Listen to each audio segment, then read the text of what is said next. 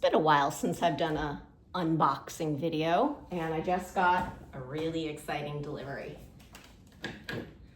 from Eastfork. A lot of safety wrap. They have a new glaze for their mug. The mug I love so much. I think this might be the matching bowl. Yep. What's this?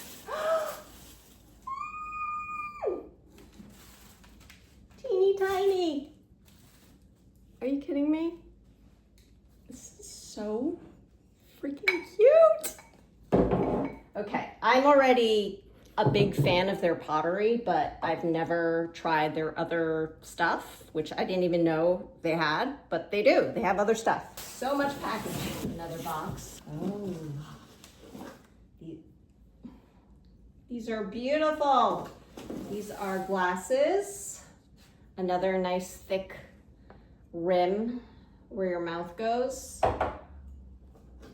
I'm obviously in a very pink mood. I thought I ordered one more, but I think this might be it. Let's see. Guava, guava, guava. I have a sauce ladle somewhere. Where'd you go, sauce ladle? I think I found it. Whew, good thing I checked. Okay. This is gonna be perfect for saucing. Okay, I'm really, really happy. Thank you, Eastfork.